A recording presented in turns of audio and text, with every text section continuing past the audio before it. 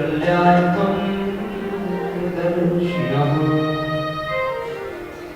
परम नित्य शुद्ध बुद्ध सार्वभौम अनंतानंद देवाधिदेव भगवान भोलेनाथ भूत भावन जगत पिता परमात्मा महादेव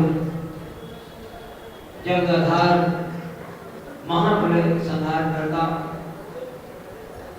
त्रिलोकीनाथ भगवान भोलेनाथ के श्री चरण में बारंबार प्रणाम वंदन करते हुए साक्षात सेवका ही स्वरूप श्री शिव महाप्रभु लक्ष्मी नारायण भगवान राधे कृष्ण भगवान गौरी शंकर भगवान समस्त उपस्थित देवगण हनुमान बाबा को बारंबार प्रणाम वंदन करते हुए जो कथा के प्रमुख श्रोता हैं कहीं भी भागवत कथा राम कथा हो बिना बुलाए श्री हनुमान जी महाराज वहाँ उपस्थित हो जाते हैं। ऐसे कथा के प्रमुख प्रेमी माता रानी कामका जगदम्बा आदि शक्ति हमारे समस्त वैदिक समाज मातृ शक्तियां अन्य दूर दूर क्षेत्र से आई हुई हमारे भगवत प्रेमी ने समस्त भक्तों के हृदय में विराजमान भगवान शिव को नमस्कार। आप सब बड़भागी हैं, पुण्यात्मा हैं। समाज के कुचक्र में फंसा हुआ एक मानव जीव इतनी शीघ्रता से उस परम तत्व को ईश्वर को प्राप्त नहीं हो पाता। मानव शरीर प्राप्त करने हमें क्या करना चाहिए क्या नहीं करना चाहिए इस बात का ज्ञान शुभ भगवान की पहली कृपा हुई हम सब लोगों को भगवान ने मनुष्य बनाया मानव जीवन प्राप्त हुआ। मानव जीवन केवल समय पास करने के लिए नहीं समय का सदुपयोग करना है। मानव जीवन पारस मणि मिली है समय का सदुपयोग करना है। संत का एक क्षण और अन्न का एक कण बड़ा ही अमूल्य होता है, कभी व्यर्थ में बर्बाद नहीं करना चाहिए। भगवान ने तो मौका दिया है, भारत भूमि में हम सब लोगों को जन्म लेने का मौका मिला। एक शिक्षित क्षेत्र से हम सब लोग हैं। सब लोग इस कथा के माध्यम से अपना लोक और परलोक बना रहे हैं। ये सत्संग की बड़ी महिमा है। सत्संग के माध्यम से जीव इह लोके सुखम भूत्वा जानते सत्यपुरम देव इस लोक से परलोक पहुंचने का प्रयास है। भगवान की कथा ही है जो कि जीव के सभी व्यथाओं को दूर करती है। ऐसे ही भगवान देवाधिदेव जगत पिता है। कल की कथा में हम सब लोग बड़ा उत्तम प्रसंग सुन रहे थे। कल बड़ा ही उत्तम प्रसंग माँ भगवती सती अम्बा ने अपना शरीर दक्ष प्रजापति जी के यज्ञ में छोड़ा। आज भी वहाँ व्यस्त रहते हैं। 3-4 वर्ष पूर्व मुझे भी इस शरीर से वहाँ कथा करने का सौभाग्य प्राप्त हुआ था। तो ये मानव जीवन का सार्थकता तभी है जब हम इस जीवन को भगवत समर्पित करते। खाना कमाना तो हमेशा चलते रहता है। गृहस्थी के काम से कभी फुर्सत मिलनी नहीं है। एक काम पूरा हुआ दूसरा काम आ गया, दूसरा भी पूरा हुआ तीसरा काम आ गया। ये तो गृहस्थी का नियम है, क्रिया है जो कि हमको हमेशा करना। लेकिन जीव का मुख्य उद्देश्य ये है कि हम इस संसार में आए हैं तो शरीर के माध्यम से उस परम तत्व को जाने। और ये केवल मानव शरीर में ही संभव है। मानव शरीर में ही संभव है कि हम उस ईश्वर को जान सकें। अन्य जीवों में उतना ज्ञान नहीं है कि वो कथा सुन के दान करके यज्ञ करके तीर्थ यात्रा करके वो भगवत प्राप्ति कर सके। ये कर्म भूमि है, भारत कर्म भूमि है। मृत्यु लोक में हम सब लोग आए हैं, जाना संभव है। लेकिन जाने से पहले अपना जीवन बना। नंद बाबा ने भगवान कृष्ण से यही तो कहा। नंद बाबा ने कई बार ठाकुर जी कहते हैं, दादा तू तो साक्षात भगवान, तूने पूतना का उद्धार कर दिया, तृणावर्त का उद्धार किया, सप्तासुर को मार दिया, अनेक राक्षसों को मार दिया। दादा तूने हमें वैकुंठ का भी दर्शन किया, तू तो सचमुच भगवान। भगवान एक दिन मुस्कुराते हुए कहते, बाबा अगर मैं सचमुच भगवान हूँ तो आप आज मुझसे कुछ मांगो। मैं आपको देना चाहता हूं। नंद बाबा ने अंतिम समय में केवल यही बात कही है, लाला बस अगर देना चाहते तो ऐसी कृपा कर दो, मेरा मरण न बिगड़ने पाए, अंतिम समय न बिगड़ने पाए, अंतिम समय न बिगड़ने पाए, मरण संभल जाए और अंतिम जीवन हमारा। जन्म जन्म मुनि जतन कराही, जन्म जन्म मुनि जतन कराही, जन्म जन्म मुनि जतन कराही, जन्म जन्म मुनि जतन कराही, वंदे राम कहिया आवत नाही, वंदे राम कहिया आवत नाही, वंदे राम मुख आवत नाही, वंदे राम मुख आवत नाही, यह कलयुग का परम प्रताप, यह कलयुग का परम प्रताप, यह कलयुग का परम प्रताप, यह कलयुग का परम प्रताप, मानस पुण्य मोहि नहीं बाबा, मानस पुण्य मोहि नहीं बाबा, श्री राम जय राम जय जय राम, श्री राम जय राम जय जय राम, श्री राम जय राम जय जय राम। संत लोग बार बार भगवान का नाम गाते हैं क्योंकि अंतिम समय में प्रभु का नाम आ जाए। बड़ा कठिन है मेरे, अंतिम समय में भगवान का नाम नहीं निकलता, व्यर्थ की बातें हृदय में आती हैं, व्यर्थ के प्रश्न आते हैं, लेकिन भगवान का नाम बड़ा कठिन है। बड़ा भाग्यशाली है जिसके मुंह से अंतिम समय में भगवान का नाम निकलता है, बड़ा है वो पुण्यात्मा। इसलिए संत लोग कहते हैं कि अभी से गाते रहो, अभी से गाते रहेंगे तो आदत बनेगी। संत लोग इसलिए हाथ में माला लेते, माला जपते रहते, एक अभ्यास बना रहेगा, अंतिम समय भगवान का नाम आ जाएगा, कल्याण हो जाएगा। महाराज दशरथ का जीवन कितना पवित्र था, जिन्होंने राम की याद में अपने शरीर को छोड़ दिया। अंतिम बार महाराज दशरथ ने 6 बार राम राम कहे, राम कहे, राम राम कहे, तन पर राम कहे, 6 बार राम कहा, प्राणों को छोड़ दिया। भला विचार करें, एक बार राम नहीं आता अंतिम समय में, लेकिन धन्य महाराज दशरथ का मरण, जिन्होंने राम के वियोग में शरीर को छोड़ दिया। असली प्रेमी तो वही है प्यारे, जो अपने प्रेमी के वियोग में रह ही ना पाए, प्राणों को त्याग दिया। कितना सुंदर जीवन महाराज दशरथ का। मानो महाराज दशरथ ने एक कल्पना थी अंतिम समय, गृहस्थी का काम पूरा हुआ है, राज्य सिंहासन में बैठे थे दशरथ जी, देखा कि मुकुट टेढ़ा हो गया, राज्य सिंहासन में बैठे थे, कान के ऊपर के बाल सफेद हो गए। महाराज दशरथ ने दर्पण उठाया, शीशे में अपना चेहरा देखा कि बाल सफेद हो गए, मानो मृत्यों की पहली घंटी बजी। ध्यान से सुनिए, मृत्यों की पहली घंटी बजी, बाल सफेद हो गए। अब तो धीरे धीरे मन को भगवान के चरणों पे लगाइए, भगवान के चरणों से जुड़ने का प्रयास करो। लेकिन ये जीव बड़ा अधम है, भजन नहीं करता, बल्कि सफेद बालों को काला करने का प्रयास करता, पर भजन नहीं।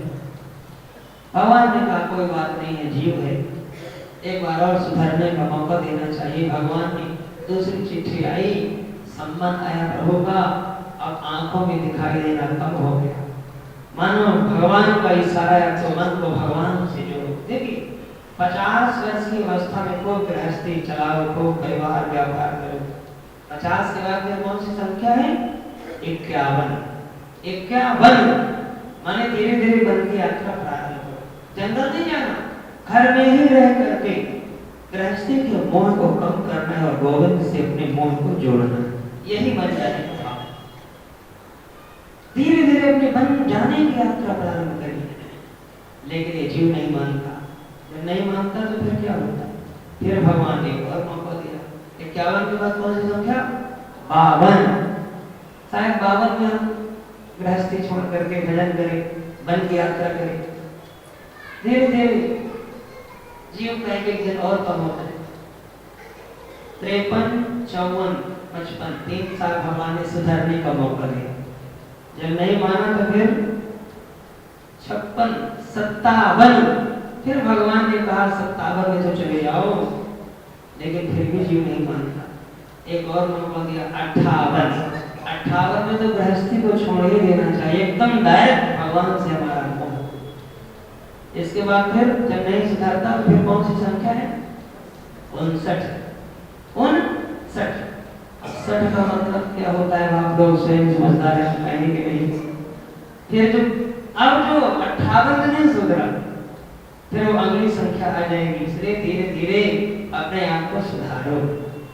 लेकिन लोग बुढ़ापा आने के बाद भी बुढ़ापा नहीं मानते। हमारे शास्त्री जी एक दिन, एक माता जी थी, उनको माता जी कह रही, वो नाराज हो गई, मैं माता जी दिखती हूँ, इतनी बूढ़ी हो गई मैं। उनका नहीं, भाई बहन जी कहे तो कोई बात नहीं। तो धीरे धीरे अपनी यात्रा भगवान से जोड़ो। अपनी गृहस्थी से मोह को कम करते हुए डायरेक्ट हमारा संबंध अपने इष्ट से, चाहे वो राम हो, चाहे कृष्ण हो, चाहे भोले बाबा हो, चाहे देवी माता हो, चाहे हनुमान जी महाराज, जिन देवता का स्वरूप अच्छा लगे।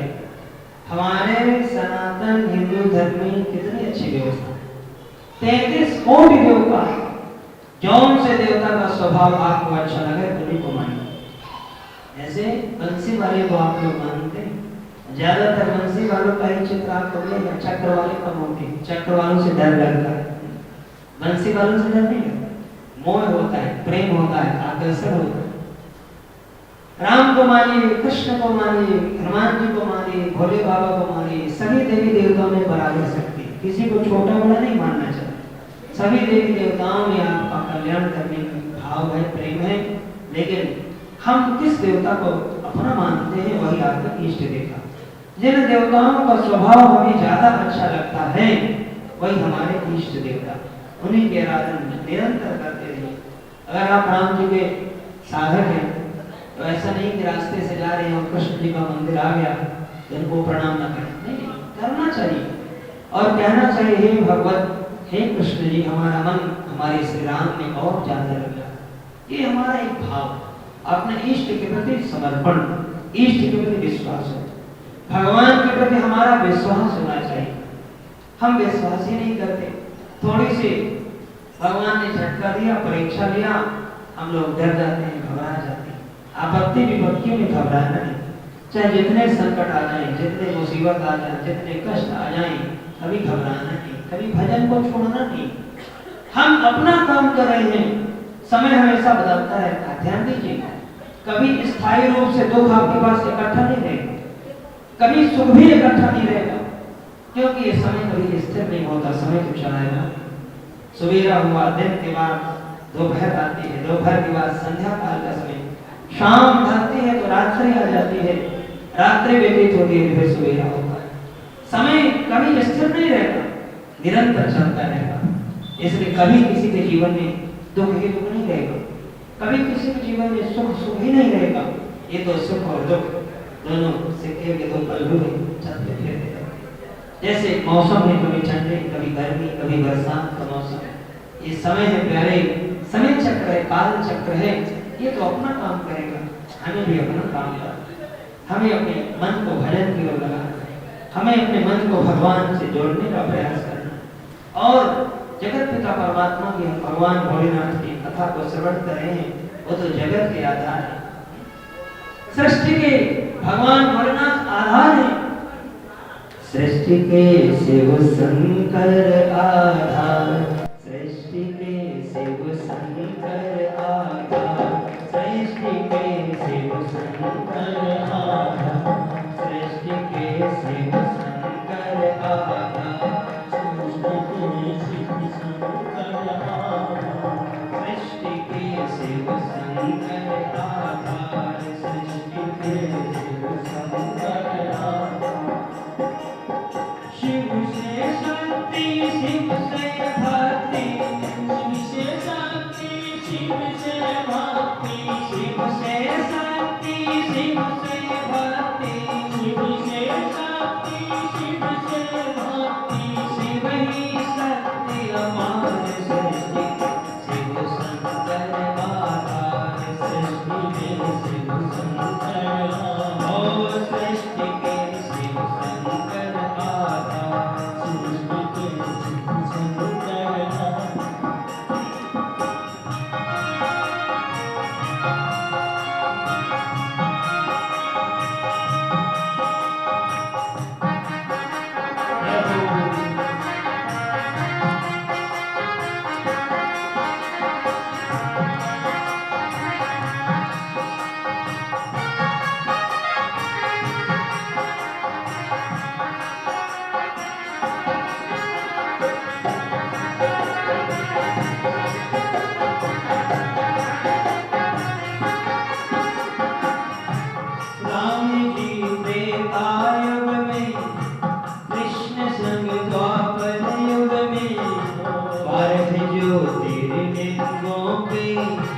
रूप में इस कलयुग में, भारत ज्योतिर्लिंगों के रूप में इस कलयुग में, राम जी त्रेता युग में, कृष्ण संग द्वापर युग में, भारत ज्योतिर्लिंगों के रूप में इस कलयुग में, भारत ज्योतिर्लिंगों रूप में इस कलयुग में, विश्व के हर कण कण में बसे हैं अवधरदारी, सारे उपनिषद पुराणों और वेदों के ज्ञानी, सारे उपनिषद पुराणों और वेदों के ज्ञानी, भक्तों पर करुणा बरसाते, भक्तों पर करुणा बरसाते, भक्तों पर करुणा बरसाते, भक्तों पर करुणा बरसाते, करुणा के अवतार, सृष्टि के शिव शंकर आधार, सृष्टि के शिव शंकर आधार, सृष्टि के शिव शंकर आधार, सृष्टि के शिव शंकर आधार।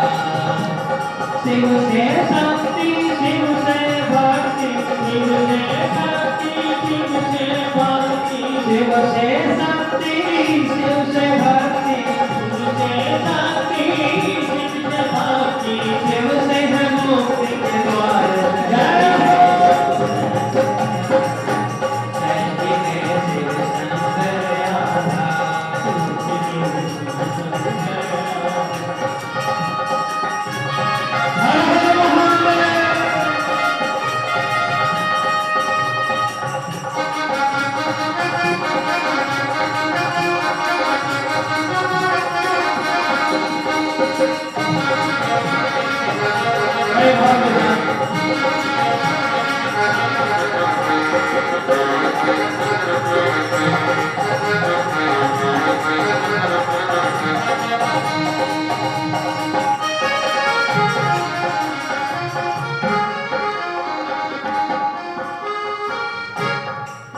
भगवान भोलेनाथ चाहे वो राम रूप को माने, चाहे कृष्ण संग माने, हर युग में भगवान भोलेनाथ अपने इष्ट का दर्शन करने के लिए पधारे।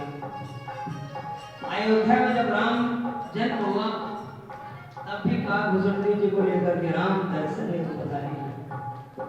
भगवान कृष्ण जब मां यशोदा के यहाँ पधारे छोटे से बाल रूप में, तब अभी वहां भगवान भोलेनाथ प्रभु दर्शन हेतु पधारे हैं। मीठी मीठी तालियों की सेवा करते हैं, तालियों की सेवा बड़े भाव के साथ। हमारे भारतवर्ष में 12 ज्योतिर्लिंग और ये 12 ज्योतिर्लिंग कहाँ कहाँ विराजमान है, इस भजन के माध्यम से हम सुनेंगे।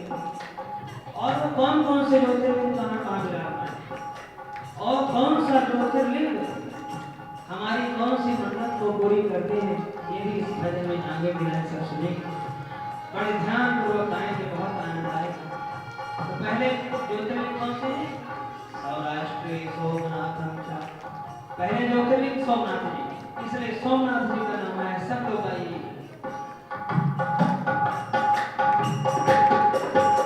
वो सोमनाथ जी मुक्त करते श्रापों से, मल्लिकार्जुन रखते हैं बचा करके पापों से।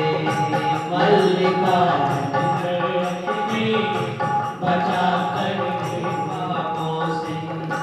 भक्त वो सोमनाथ जी मुक्त करते श्रापों से, मल्लिकार्जुन रखते हैं बचा करके पापों से। मल्लिकार्जुन रखते हैं बचा करके पापों से। सदावर आयु वृद्धि का देते हैं महाकालेश्वर, करते अंतर मन पावन प्रभु श्री ओंकारेश्वर हो। करते अंतर मन पावन प्रभु श्री ओंकारेश्वर। दर्शन मात्र से महादेव के, दर्शन महादेव के, दर्शन मात्र से महादेव के, दर्शन मात्र से महादेव के हो जाता उद्धार सृष्टि के शंकर। सृष्टि के शिव शंकर, ओम सृष्टि के शिव शंकर आधार।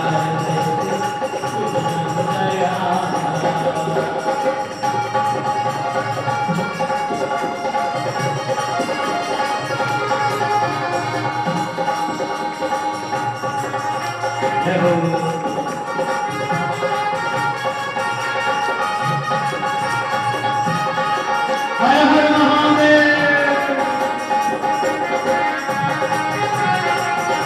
सृष्टि के शिव शंकर आधार, सृष्टि के शिव शंकर आधार। शिव से शक्ति, शिव से भक्ति, शिव से शक्ति, शिव से भक्ति, शिव से शक्ति, शिव से भक्ति, शिव से शक्ति, शिव से भक्ति। शिव से है मुक्ति प्रदान, सृष्टि के शिव शंकर आधार, सृष्टि के शिव शंकर आधार। भगवान भोलेनाथ हर रूप में अपने भक्तों का मंगल करते हैं, चाहे वो कोई भी रूप हो मेरे प्रभु। सोमनाथ जी का हमने दर्शन किया, मल्लिकार्जुन प्रभु का दर्शन किया, महाकालेश्वर जी का दर्शन हुआ, ओंकारेश्वर जी का दर्शन हुआ। अब आइए चलते हैं केदारनाथ की ओर, उत्तराखंड की यात्रा करते हुए सब लोग मानसिक रूप से सब लोग बद्रीनाथ धाम के आगे उत्तराखंड में जहाँ केदारनाथ जी विराजमान है, उन भाव के साथ मानसिक रूप से दर्शन करते हैं। क्या करते हैं, किस प्रकार से हमारा मंगल करते हैं, आगे बढ़ाएं। सुनिए, मीठी मीठी तालियों की सेवा करते हुए सब आइए। धाम केदारनाथ में बसते हैं स्वयं श्री शंकर, 7 जन्मों के पापों को हरते बाबा भीम शंकर। 7 जन्मों के पापों को हरते बाबा भीम शंकर। काशी के विश्वनाथ जी प्रलय से सदा बचाते, बाबा श्री बैद्यनाथ जी क्लेश दुख कलह मिटाते। बाबा श्री बैद्यनाथ जी क्लेश दुख कलह मिटाते।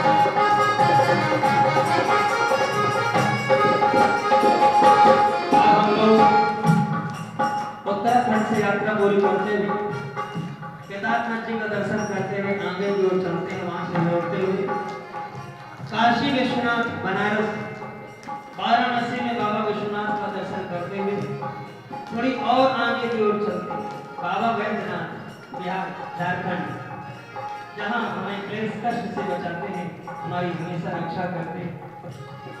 इनका दर्शन करते वक्त त्र्यंबकेश्वर सब कुछ भक्तों को अपने प्रदान कर देते हैं। आगे की लाइन सुनिए सब लोग। त्र्यंबकेश्वर नासिक महाराष्ट्र में जो ज्योतिर्लिंग विराजमान है, उन्हीं का मानसिक रूप से हम लोग दर्शन करते हैं और बड़े भाव के साथ सब गाइए और मानसिक रूप से हमको प्रणाम मान्य करेंगे। बाबा श्री त्र्यंबकेश्वर देते यश वैभ साधना, श्री नागेश्वर पूरी कर भक्त की हर कामना, श्री नागेश्वर पूरी करके भक्त की हर कामना।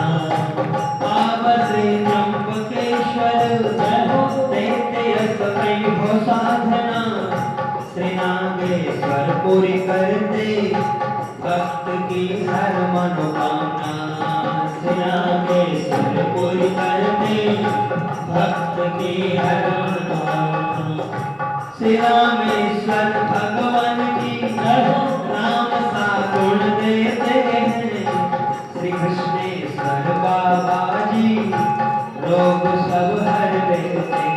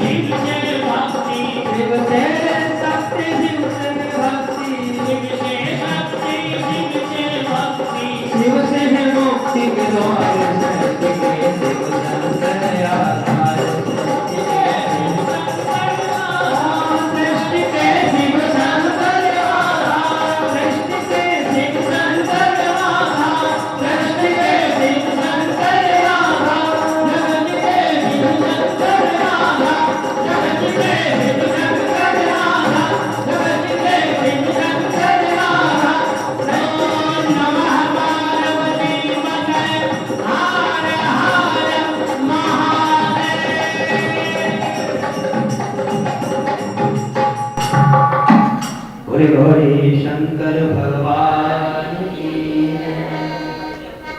शिव से शक्ति, शिव से भक्ति, शिव से है मुक्ति के द्वार सृष्टि के, शिव शंकर आधार सृष्टि के, शंकर जगत के आधार भगवान भोलेनाथ अलग अलग ज्योतिर्लिंग अलग अलग जगह विराजमान है। अलग अलग प्रकार से भगवान हमारी मनोकामनाएं पूर्ण करते हैं। विश्राम दिवस की कथा में इस प्रसंग को हम विस्तार से लेंगे, क्योंकि 12 ज्योतिर्लिंग की बड़ी महिमा है। कौन सा ज्योतिर्लिंग कहाँ पर विराजमान है और किस घटना के घटने पर वो विराजमान हुआ, ये पावन प्रसंग अलग अलग प्रकार की कथा है। शिव महापुराण में विस्तार से वर्णन है। हम सब लोग समापन दिवस से कथा में इस प्रसंग को विस्तार से श्रवण करेंगे। भगवान भोलेनाथ जगत के मालिक हैं, जगदीश हैं, जगदाधार हैं। अपने भक्तों को अनुग्रह करने हेतु भगवान अपने बच्चों की रक्षा करते हैं। कल हम सब लोग बड़ा उत्तम प्रसंग सुन रहे थे। बड़ा अद्भुत भाव था भगवान भोलेनाथ का।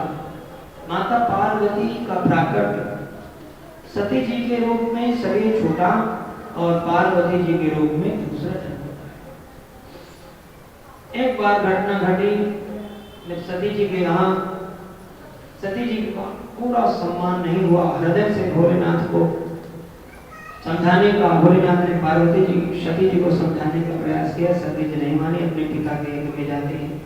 दक्ष प्रजापति जी के यज्ञ में गई, बिना पति आज्ञा के जाती। वहाँ कोई सम्मान नहीं हुआ। छोटे से छोटे देवता का वहाँ आवाहन किया गया, सबको बुलाया गया, लेकिन भगवान भोलेनाथ को वहाँ नहीं बुलाया गया। भगवान भोलेनाथ को नहीं बुलाया गया, तब अंततः वहाँ पर मन में बड़ी चिंता हुई सती जी को, और कहता हूँ नदी संग कर भागा। देखा कि इस जग में छोटे से छोटे देवता आए हैं, लेकिन भोलेनाथ का कोई आह्वान नहीं। बड़ा क्रोध आया, अपमान सहन नहीं हुआ भोले बाबा का, शरीर के द्वारा अग्नि योगाग्नि के द्वारा शरीर को छोड़ दिया। भगवान भोलेनाथ को पता लगा, भोलेनाथ ने यज्ञ को विध्वंस किया, दक्ष प्रजापति जी के सिर को त्रिशूल से शिरोच्छेदन किया। दुनिया में पहली सर्जरी भगवान भोलेनाथ ने किया, सबसे बड़े सर्जन हुए जिन्होंने दक्ष प्रजापति जी के मस्तक को त्रिशूल से काट दिया है। बाद में बकरे के सिर को दक्ष प्रजापति जी के धड़ से जोड़ दिया। वही बकरे के मुख से ही उसी शब्दों में स्तुति दक्ष प्रजापति जी ने किया है। इसलिए आज जो शिव जी के भक्त जो बाल बजाकर स्तुति करते हैं ना, भोलेनाथ को बड़ा अच्छा लगता है। अपने ससुर जी की याद आ जाती है और भक्त पर अनुग्रह करती है। भगवती सती ने शरीर को छोड़ दिया, इसीलिए सती मरत हरिसन बर मांगा, सती मरत हरिसन बर मांगा, सती मरत हरिसन बर मांगा, सती सबका ये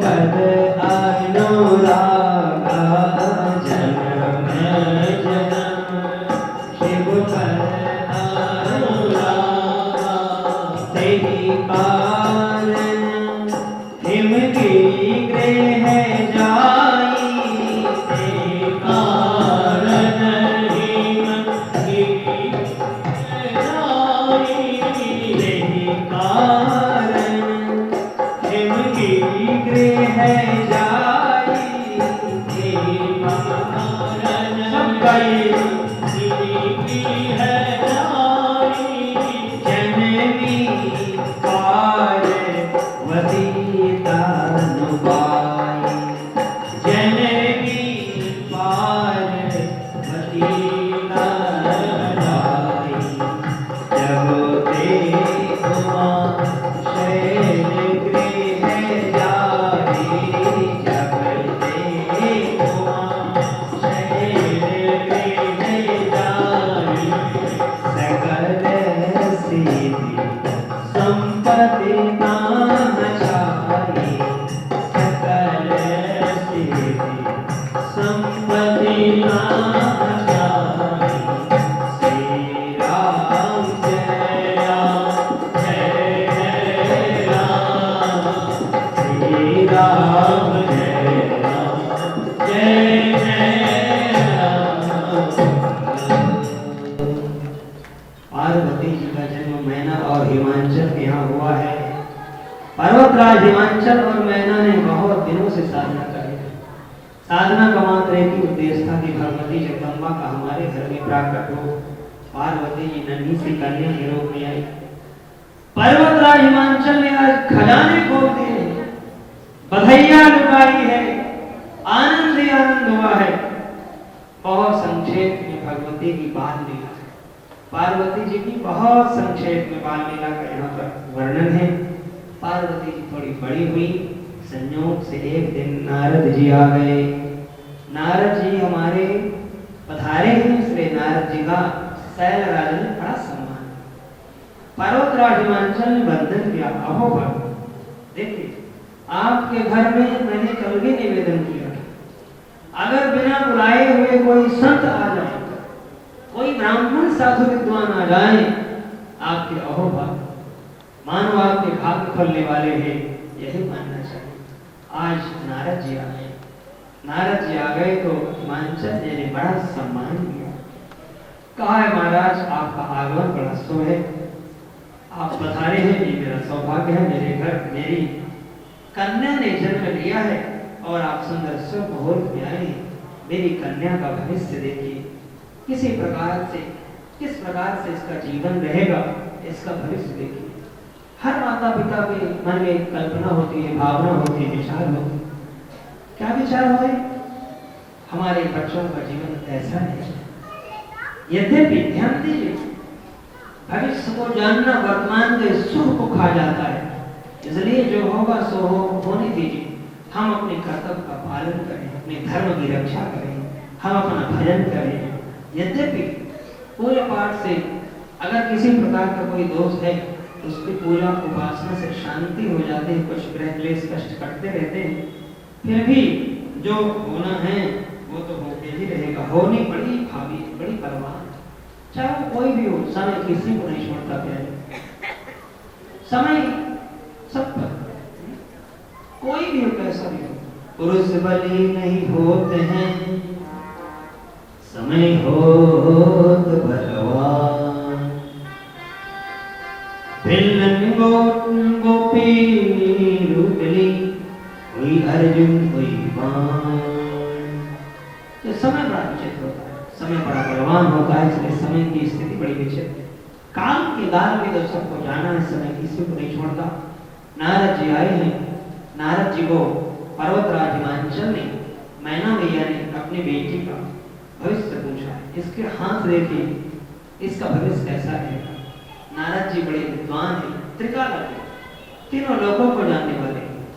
त्रिकालज्ञ सर्वज्ञ तुम हो, मैना हिमांचल कह रहे हैं, आप तो तीनों कालों को जानने वाले हैं, वर्तमान भूत और भविष्य को जानने वाले, इसलिए मेरे बच्चे का भाग्य कहिए। त्रिकालज्ञ सर्वज्ञ तुम, गति सर्वत्र तुम्हारी, कहाँ सुता के दोष गुण, मुनिवर हृदय विचार। आपकी गति बड़ी तीव्र है, हर जगह आप अपनी तीव्र गति से उपस्थित हो जाते हैं, इसलिए बच्ची का भविष्य कैसा रहेगा, इस प्रकार से जब प्रश्न किया है तब नारद जी ने पार्वती जी के हाथ की रेखा को देखा और कहते हैं, सब लक्षण संपन्न कुमारी, सब लक्षण संपन्न कुमारी, सब लक्षण संपन्न कुमारी, सब लक्षण संपन्न कुमारी, हो यही संतत पियहि पियारे, हो यही संतत पियहि पियारे, सदा अचल नहीं कर रही बाता, सदा अचल नहीं कर रही बाता, सदा अचल नहीं कर रही बाता, सदा अचल नहीं कर रही बाता। तेजस पे नहीं पितु माता, तेजस पे नहीं पितु माता, सुलक्षण सुता तुम्हारी, सुलक्षण सुता तुम्हारी, सोना मुझे अब गुण विचारी, सोना मुझे अब गुण विचारी, अगुण अमान मातु पितु हीना, अगुण अमान मातु पितु हीना, अगुण अमान मातु पितु हीना, अगुण अमान मातु पितु हीना, उदासीन सब संशय छीना, उदासीन सब संशय छीना। श्री राम जय राम जय जय राम, श्री राम जय राम जय जय राम, श्री राम जय राम जय जय राम। नारद जी ने हाथ की रेखा देखा और हाथ की रेखा देखते हुए कहते हैं, बहुत सुंदर कन्या, आपकी बड़ी योग्य है, बड़ी सुशील है, सभी प्रकार के इसमें लक्षण है। इसका जो पति मिलेगा वो सदा ये सुहागन है, अटल सुहाग रहेगा, और ये अपने पति को बड़ी प्रिय होगी, प्यारी होगी, अचल सुहाग इसका रहेगा। और शैल सुलक्षण सदा तुम्हारी, तुम्हारे बेटिया में सभी प्रकार के सर्वगुण संपन्न कन्या है, लेकिन थोड़ी सी दोष भी है। नारद जी क्या कहते हैं, सभी प्रकार के गुण हैं, लेकिन थोड़ा बिटिया में दोष भी है। अब दोष कौन कौन से हैं? तो नारद जी दोष बता रहे हैं, ध्यान से सुनिए। जो भी जटिल अपार नगन अमंगल दे, अस स्वामी यही कामिले, बड़ी हस्त अस रेख। सब प्रकार के गुण इसमें संपन्न है, सर्वगुण संपन्न कन्या। इसका पति श्रेष्ठ रहेगा, पति को बड़ी प्यारी होगी, ये हमेशा इसका स्वभाव अटल रहेगा, सभी गुण। लेकिन थोड़ा दोष भी, दोष के महाराज दोष भी बता देखिए। तो नारद जी कहते हैं इसका जो पति मिलेगा ना वो तो अमंगल भेषधारी होगा, शमशान भूमि में बैठने वाला होगा, निर्वस्त्र रहने वाला होगा, भिक्षुओं के कुंडल, सर्पों की माला आदि बागंबर धारण करने वाला होगा, और उदासीन मन, इस प्रकार से इसका पति मिलेगा। माता पिता डर गए, हे भगवान ऐसे बावरे वर के साथ मैं कभी ब्याह नहीं करूंगा, चाहे मेरी बेटियां जिंदगी भर कुंवारी क्यों ना रही है, लेकिन ऐसे वर के साथ कभी विवाह नहीं करूंगा। पर्वत से कूद जाऊंगी, जल में डूब जाऊंगी पुत्री को लेकर के, अग्नि में जल जाऊंगी, लेकिन ऐसे वर के साथ विवाह करके मैं जगह से नहीं कराऊंगा। मन में बड़ा दुख हुआ, बड़ी पीड़ा हुई, बहुत दुख हुआ। नारद जी ने कहा इसके भाग में यही सत्य है, दूसरा कोई नहीं, यही इसके भाग में लिखा है, दूसरा कुछ मिलने वाला नहीं। अब दूसरा नहीं, इसको यही मिलेगा। इतना कह करके नारद जी तो चले गए, लेकिन बहुत दुख हुआ। माता पिता ने कहा काम करो महाराज, कुछ उपाय तो बताओ, आपके ज्योतिष में शास्त्र में कुछ उपाय भी तो होगा। नारद जी ने कहा उपाय है, डरने का कोई विषय नहीं, हर वस्तु का उपाय जीवन में। हमारे ऋषि ने उसका रिसर्च किया, मुनियों ने उसका मनन किया, संतों ने रिसर्च किया, उपाय है। क्या उपाय? जो ताप करे कुमारी तुम्हारी, जो ताप करे कुमारी तुम्हारी, भावाहि मेटे सकहि त्रिपुरारी, भावाहि मेटे सकहि त्रिपुरारी।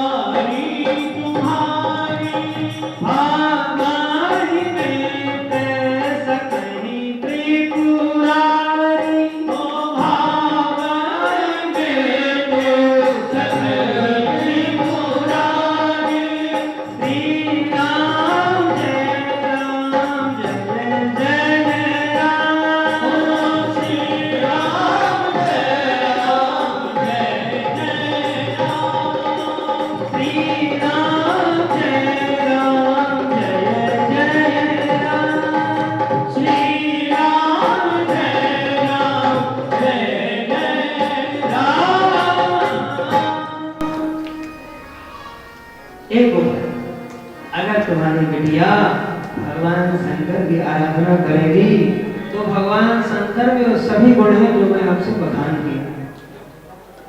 भगवान भोलेनाथ पति के रूप में प्राप्त होंगे।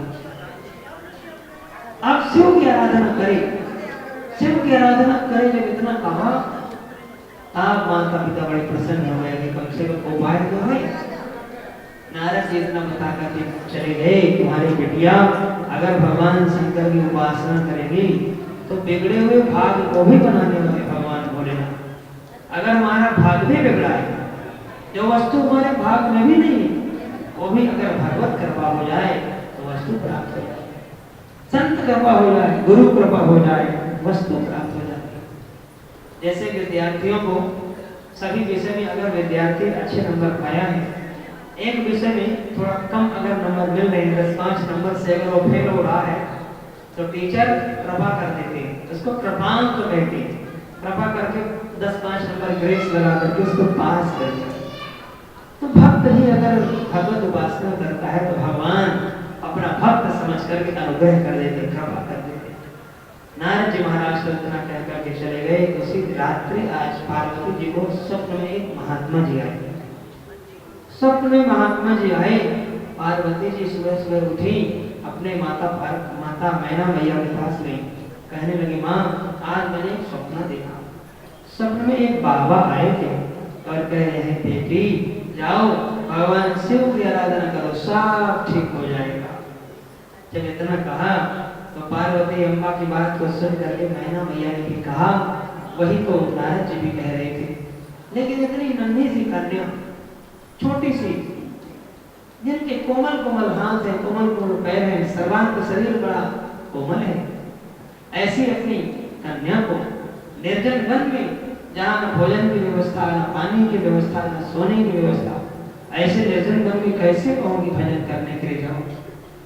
लेकिन माता जी को पार्वती मैया समझा रही, माता जी आप चिंता ना करें, मैं तपस्या करने के लिए जाऊंगी। और पार्वती जी आज तपस्या करने के लिए जाती, निर्जन वन में गई है। भगवान भोलेनाथ की आराधना, बड़ी कठोर साधना, बहुत कठोर साधना पार्वती जी ने किया है, कुछ खाया पिया नहीं।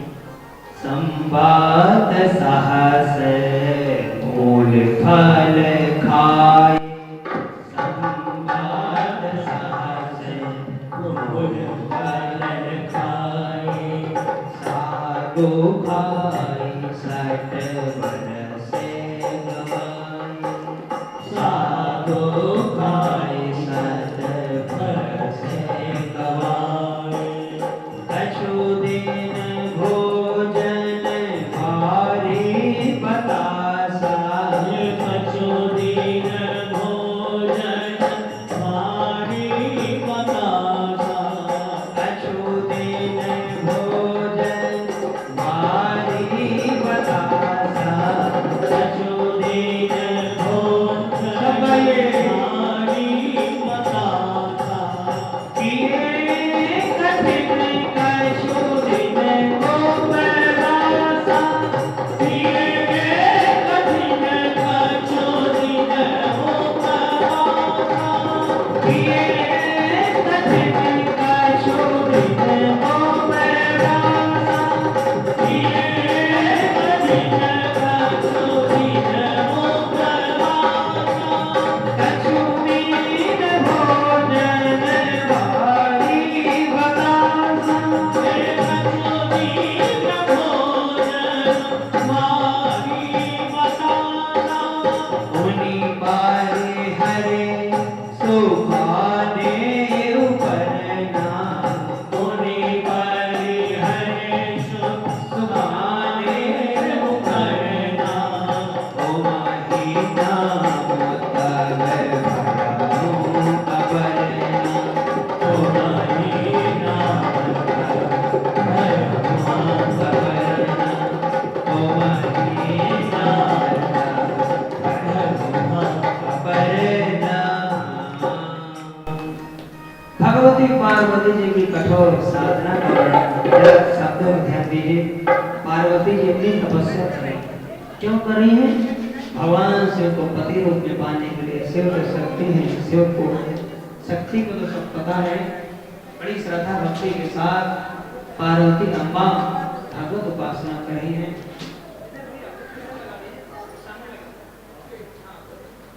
सती अम्बा बड़ी श्रद्धा भक्ति के साथ आराधना कर रही है। पार्वती जी बहुत दिनों तक साधना किया, और इनकी साधना किस प्रकार से साधना हो रही, ध्यान से सुनिए।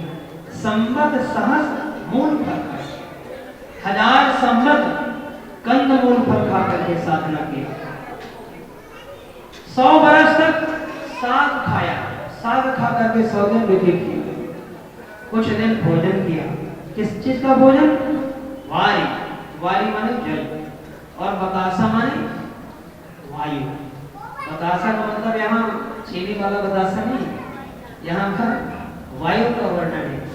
कुछ दिन भोजन वारी बतासा, कुछ दिन तक जल खा करके साधना किया, कुछ दिन तक वायु का सेवन किया पार्वती ने, और कठोर साधना किए, कठिन कुछ दिन उपवासा, कुछ दिन तो कुछ भी नहीं खाया, ऐसा समय आ गया। और कुछ दिनों तक बेल पत्र के पत्रे गिरे, इन पत्रों को खाया है। पार्वती जी का नाम सूखे पत्तों को खाए थे अपर्णा। पार्वती जी का नाम क्या पड़ा? बोले अपर्णा भैया की जय। ओमहि नाम का भयो अपर्णा। वृक्ष से जो सूखे पत्ते गिरे बेल पत्र के, उनको खा करके और समय को व्यतीत किया है। बड़ी कठोर साधना चल रही है। देखिए साधना कब तक करनी चाहिए? हम लोगों को लगता है कि इतने दिन से पूजा करें, पाठ करें, अभी तक कृपा नहीं हुई और मन में बड़ी चिंता होगी। पूजा की साधना की कोई तारीख निश्चित नहीं है कितने दिन तक साधना करना है। ये मानव जीवन की साधना के लिए मिला है प्यारे, भजन करने के लिए मिला है। और भजन में कभी अपने इष्ट को उनकी डिमांड नहीं करना चाहिए कि इतने दिन तक हमारा काम सफल करें। अरे भक्त का कर्तव्य है कि वो हमेशा भजन करे। वो तो भगवान की कृपा है कि वो कब कृपा करते हैं, वो तो प्रभु की इच्छा है। लेकिन साधक को चाहिए कि साधना में निरंतर आगे की ओर बढ़ता है, उसमें साधना में कमी नहीं। और जीवन में आपत्तियां विपत्तियां तो हमेशा आती रहती हैं, समय परिवर्तित होता रहता है। हर समय में हम भगवान का ध्यान करें, इष्ट का ध्यान करें।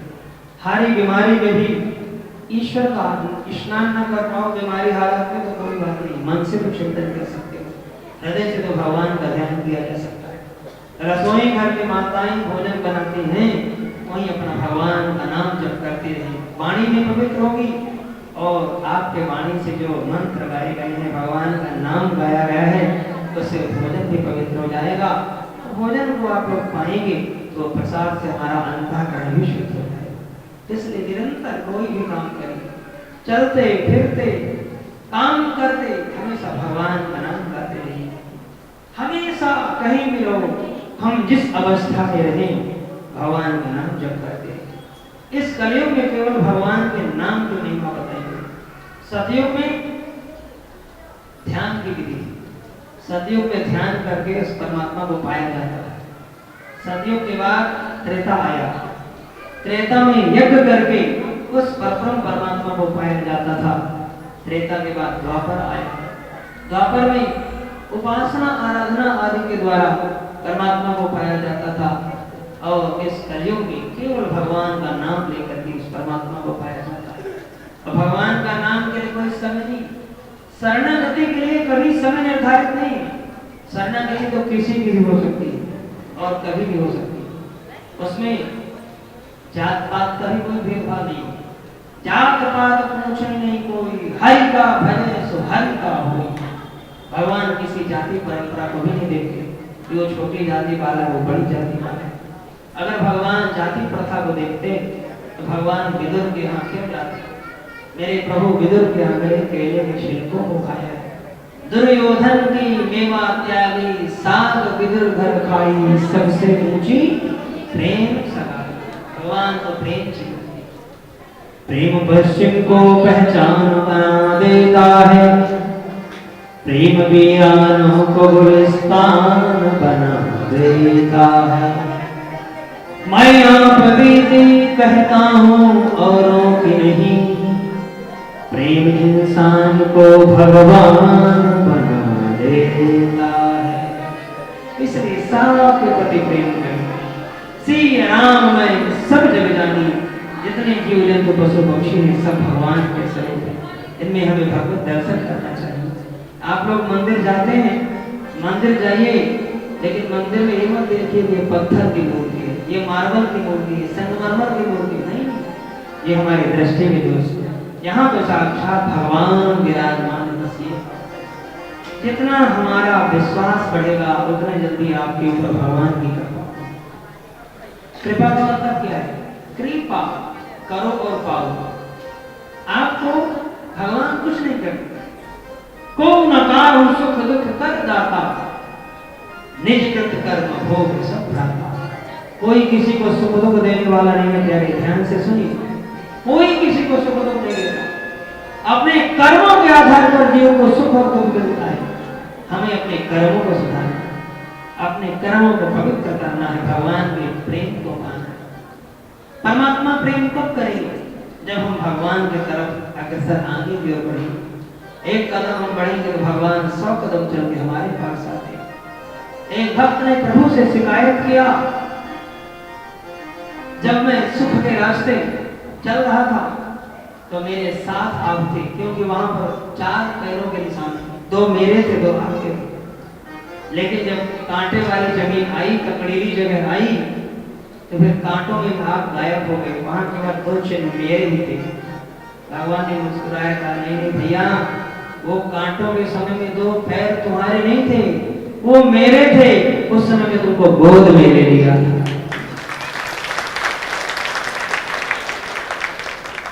तो भक्त तो बार बार यही सोचता है कि हमने किया, लेकिन ईश्वर ने किया, परमात्मा किया। जो भी कुछ होता है हमारे जीवन में सब भगवान करते हैं, करने कराने वाले सब वही हैं। वो जिसको चाहेंगे वही परमात्मा को जान पाएगा। सोई जाने यही देव जनाई, जाने तुम्हें हो जाए। पहले तुम्हें है, फिर तुम्हें है। जो परमात्मा को जान लेता है, जिस पर भगवान कृपा कर लेते हैं, वही परमात्मा को जानता है। और जो परमात्मा को जान लेता है, वो परमात्मा के स्वरूप हो जाता है। अब आप पर भगवान ने कृपा किया, मोक्ष कला में और भी तो भक्त लोग हैं, लेकिन आप लोग ही केवल यहाँ आए, क्योंकि आप लोगों पर ही केवल परमात्मा ने कृपा किया। जिस पर भगवान कृपा करते हैं, वही भगवान को जान पाता है। इसलिए हम हमेशा भगवान की कृपा का अनुभव करते रहें, अपने घर को शुद्ध रखें, पवित्र रखें। रसोई घर हमारा शुद्ध रहे, शुद्धता पवित्रता का ख्याल हो। संत ब्राह्मण भोजन हमारे घर हो सकता है, हमारे घर देवी देवताओं का आगमन हो सकता है। इसलिए जीवन में हमेशा भगवत उपासना होती रहे। भगवान भोलेनाथ तो बड़े दयालु हैं, दुनिया के सबसे बड़े दयालु देवता भगवान भोलेनाथ है। सभी प्रकार के कष्ट को हरने वाले हैं और सब पर दया दृष्टि करने वाले। हरे शिव संग